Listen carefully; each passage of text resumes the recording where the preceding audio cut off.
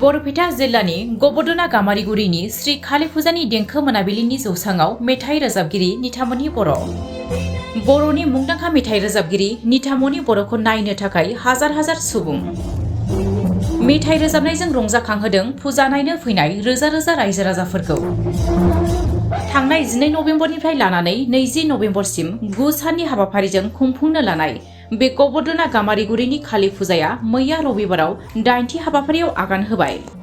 गबदना गामारिगुरिनि खालि फुजायाव थांनाय सानखालि निथामनि बर'खौ गबदना दखरा दुलाराय बर' फरायसा आफादजों लोगोसे गुबुन गुबुन आफादफोरा गांफा गांफा आर'नाइ फालि होनानै बरायदों। जाखांफुनाय बर'नि मुंदांखा देंखो रोजाबगिरि निथामनि बर'खौ मेहेरगोनाङै खालामनो थाखाय हांख्रायनानै लाबोनाय जादोंमोन।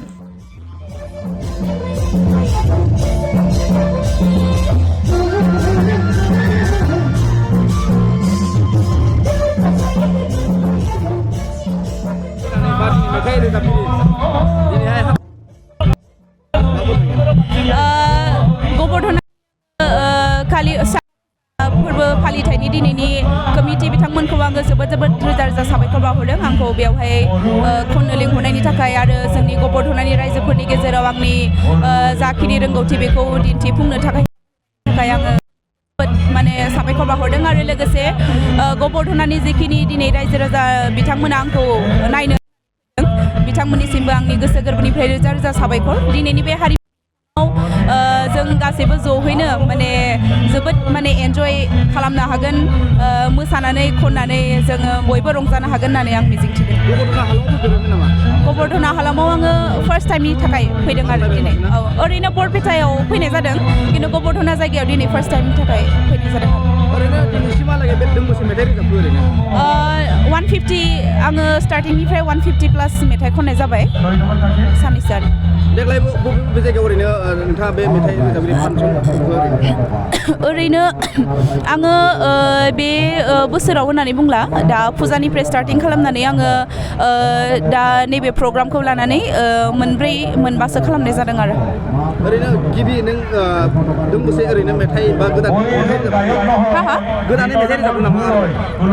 ओरैनो गोदान प्रजेक्टथ' दङ गुबुननि खालामखांबायबो मोननैसो फिल्माव, ओमफ्राय दायो गोदान गोबां रोखोमनि मेथाइ आंनियाव माने फैदों खननो थाखाय। थ' आङो एसे देहाया गाज्रिनि थाखाय रेकर्डिंखौ लाथ'नो हायाखै। दा बे प्रग्रामखौ खालामखांनायनि उनाव देहाया माबायदि जायो बेखौ नायनानै खालामनाय जागोन आरो। दिनै ओरैनो मा मा मेथाइ रोजाबगोन? गावनि मेथाइजों लोगोसे थ' बर'आथ' थाखागोननो, बेजों लोगोसेनो दा जोंनि गबदनायाव जेखिनि रायजोफोरा नायनो फैदों बिथांमोननि आङो गुबुन हारिनिबो मेथाइ आङो खननो थाखाय ट्राइ खालामगोन आरो। ओरैनो ससे खनना होनो हागोन नामा? गुबुन मोनसे मेथाइ खनसे गावनिनो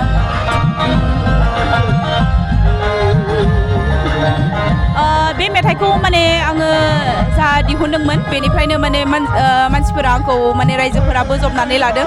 बे मेथाइखौ आङो खननो आखायाव लादों। जोंनि प्रसेनजित खाख्लारि सार बिथाङा लिरिक्स टिउन होनाय आरो लोगोसे जोंनि अमर बर' आदा बिथाङा मिउजिकखौ होनाय।